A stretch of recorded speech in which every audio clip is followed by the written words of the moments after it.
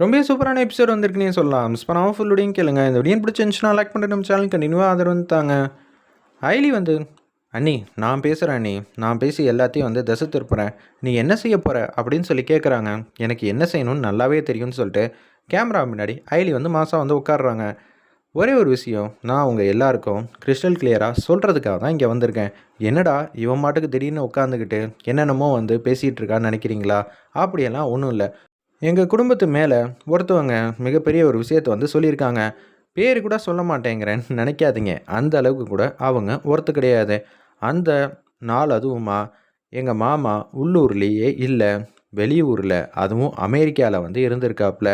அதுக்கான சாட்சி தான் இந்த விமான பயணத்தோட சீட்டை இப்போ உங்கள்கிட்ட காட்டுறேன்.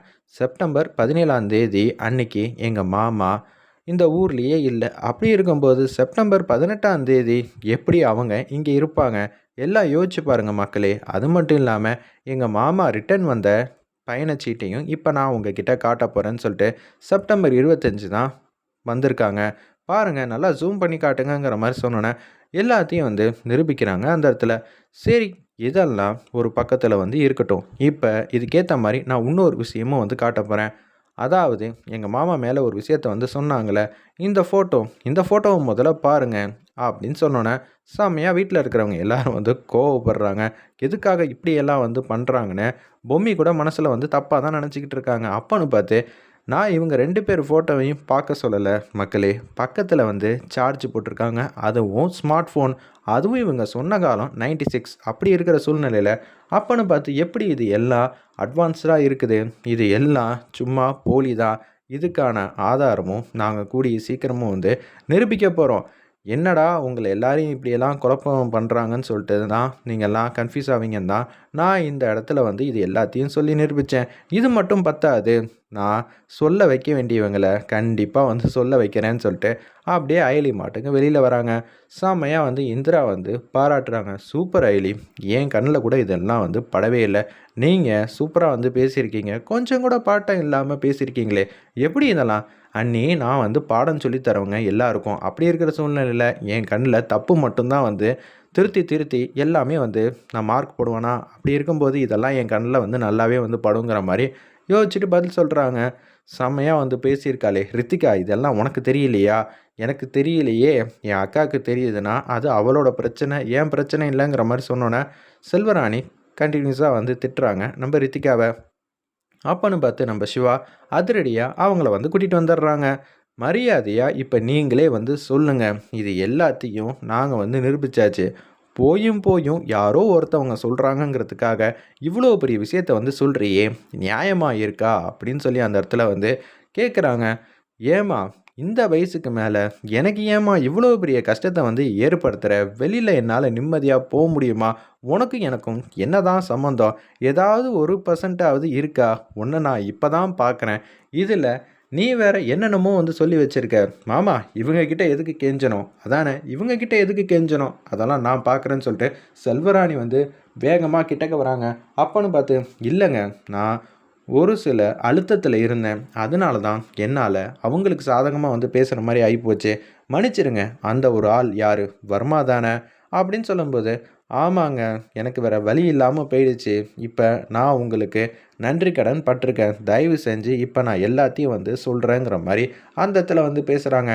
முதல்ல இங்கே நம்ம எதுக்காக வந்திருக்கோமோ அந்த வேலையை மட்டும் பார்க்கலாம். சுற்றி இருக்கிறவங்கலாம் காரியத்தை கெடுத்து விட்றாதீங்கன்னு சிவா வந்து சொன்னோன்னே அமைதியாக இருக்காங்க. அப்படியே சாந்தி வந்து உட்கார வைக்கிறாங்க. அப்போன்னு பார்த்து யதார்த்தமாக அவங்க வந்து பேசிக்கிட்டு இருக்காங்க. நான் இது மாதிரி சொன்னது எல்லாமே வந்து சும்மா தான், வேறு வழி இல்லாமல் சொல்லிட்டேன். எனக்கும் அவருக்கும் சம்மந்தமே இல்லை. இது எல்லாம் ஒரு சூழ்ச்சி தான். ஏன் மூலியமாக சொல்ல வச்சுருக்காங்க. இதுக்கு பின்னாடி இருக்கிற காரணமும் ஒரு சில பேர் இருக்காங்க. அதையும் கூடிய சீக்கிரம் எல்லா அதிகாரியும் சேர்ந்து கண்டுபிடிக்கணும். நான் இப்போ வர்மா மேலே வந்து குற்றச்சாட்டு வைக்கிறேன்னு அந்த இடத்துல சாந்தி சூப்பராக அருமையாக வந்து பேசிடுறாங்க. வேறு லெவலில் மாசாக இருந்துச்சுன்னே சொல்லலாம் அந்த சீன்லாம். இதை கொஞ்சம் கூட யாருமே வந்து எதிர்பார்க்கல அந்த இடத்துல. அப்பன்னு பார்த்து நம்ம அயலியிலேருந்து வீட்டில் இருக்கிற எல்லாரும் சந்தோஷப்படுறாங்க. அப்பன்னு பார்த்து, சித்தப்பா நீங்கள் இப்போ போய் பேசுங்க, அப்போ தான் கரெக்டாக இருக்குன்னு சொன்னோன்னே அப்படியே வந்து வெளில வந்துடுறாங்க. உதயபெருமாள் மேலே பழி சொன்னவங்க இப்போ உதயபெருமாள் வந்து உட்காடுறாங்க. வணக்கம். என்னடா இவ்வளோ நேரம் வந்து எல்லாரும் பேசிகிட்டு இருந்தாங்க, என்னால் பேச முடியலன்னு நினைக்கிறீங்களா? சில நேரத்தில் மௌனமாக தான் இருக்க முடியும். எனக்கு எந்த வழியில் பயணிக்கிறதுனே தெரியல. என் மேலே இந்த வயசில் இப்படியெல்லாம் வந்து சொல்லியிருக்காங்க திடீர்னு. அது எல்லாத்தையும் என் குடும்பம் தான் போராடி மீட்டெடுத்திருக்காங்க. அதனால் என் குடும்பம் மாதிரி எல்லாருக்கும் புத்திசாலித்தனமாக வந்து காலம், நேரம், சூழ்நிலை எல்லாம் அமையும்னு சொல்ல முடியாது. தயவு செஞ்சு இது மாதிரி விளாடாதீங்க. அது மிகப்பெரிய ஒரு விஷயத்த வந்து ஏற்படுத்தும் அப்படின்னு அந்த இடத்துல உதயபெருமாள் வந்து சொல்லிகிட்டு இருக்காப்புல. சரி சித்தப்பா, போதும். உண்மை சத்தியம் வந்து என்றைக்குமே வந்து நிற்கும்னு நான் நம்புகிறேன்னு உதயபெருமாள் வந்து சொல்லிவிட்டு அப்படியே அந்த வீடியோ வந்து முடிச்சுக்கிறாங்க. அப்புறமேட்டுக்கு சந்தோஷமாக வந்து இருக்காங்க. அந்த இடத்துல, அம்மா, எங்கள் குடும்பத்துக்கு உன்னால் ஏகப்பட்ட நன்மையெல்லாம் வந்திருக்கு. தயவு செஞ்சு இந்த மாதிரிலாம் பேசாத, போ இங்கேருந்து அப்படின்னு அந்த ஒரு நபரை கண்ணாபின்னான்னு திட்டி அமுச்சு வைக்கிறாங்க. அந்த இடத்துல இவங்களெல்லாம் அப்படியெல்லாம் அனுப்பிச்சி வைக்க முடியாது, இவங்களுக்கு தக்க பதிலடி கொடுத்தே ஆகணுங்கிற மாதிரி சொன்னோன்னே, அதெல்லாம் ஒன்றும் வேணான்னு இந்திராணி வந்து சொல்லிடுறாங்க. சரி போ அப்படின்னு சொன்னோன்னே அப்படியே அவங்கள மட்டும் அமுச்சு வச்சிடுறாங்க. அந்த இடத்துல அப்போன்னு பார்த்து சிவாவும் ஐலியும் வந்து ரொம்ப சந்தோஷமாக பெருமிதமாக இருக்கிறப்ப உதயபெருமாள் மாட்டுக்கும் அப்படியே தன்னந்தனியாக நிற்கிறாங்க. சிவாவுக்கு சின்னதாக ஒரு அங்கீகாரம் கிடைக்கும்னு எதிர்பார்த்தாப்புல ஒரு கிரெடிட் மாதிரி. ஆனால் யாருமே எதுவுமே வந்து சொல்லவே இல்லை. அதை நினச்சி ரொம்ப வந்து வேதனையில் இருக்கார். சிவா மாட்டுக்கும் தனியாக வந்து ஒரு இடத்துக்கு வந்து போக ஆரம்பிச்சிடுறாங்க. சோபாவில் வந்து உட்காடுறாங்க. அப்பாடா, இப்போ தான் எனக்கு சந்தோஷமாக இருக்குது, எந்த விதமான கவலையும் இல்லாமல் இருக்குன்னு நம்ம உதயபெருமாளுக்கு ஆறுதல் யாருமே சொல்லாமல் தனக்குத்தானே வந்து சந்தோஷப்பட்டு பேசிக்கிறாங்க. இந்த குடும்பத்துக்குன்னு ஏதாவது ஒன்றுனா பரவாயில்ல, நிம்மதியாக இருக்கோங்கிற மாதிரி பேசிக்கிட்டு இருக்காங்க. சிவா மட்டும்தான் கலங்கி போய் நிற்கிறான். ஆனால் வீட்டில் இருக்கிற எல்லாரும் அப்பாடா நிம்மதியாக இருக்கோன்னு நினைக்கிறதெல்லாம் சந்தோஷம்தான். ஆனால் பதிலுக்கு நமக்காக யாருமே வந்து துணையாக நிற்கலையே அப்படின்னு சொல்கிறப்ப, சித்தப்பா, என்ன சித்தப்பா, நாங்கள் தான் இருக்கோம்ல, கவலைப்படாதீங்க. பாத்தியா இந்திரா, ஒருத்தன் போராடி அங்கே போய் வந்து உட்கார்ந்துருக்கான், யாராவது எதுவுமே சொல்ல மாட்டேங்கிறாங்கன்னு சொல்லிட்டு.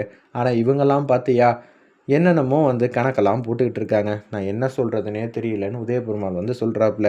சரி சித்தப்பா, நீங்கள் ஏதாவது சிவா கிட்ட வந்து பேசுங்க, அவன் ஏதாவது எதிர்பார்ப்பான், ஒரு சின்னதாக அன்பு மாதிரி ஏதாவது கட்டி பிடிச்சி பேசுங்கிற மாதிரி சொல்கிறாங்க.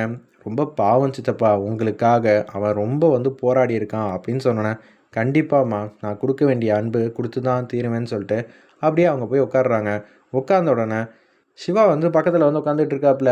எதுக்கு நம்மளால் இவங்களுக்கு சங்கடம்னு சொல்லிட்டு அப்படியே அவர் மாட்டுக்கும் கார் பார்க்கிங் பக்கத்தில் சிவா மாட்டுக்கும் போக ஆரம்பிச்சிடுறாங்க. யார்கிட்டையும் எனக்கு அன்பு பாசம் கிடைக்கும்னு எதிர்பார்க்கக்கூடாது.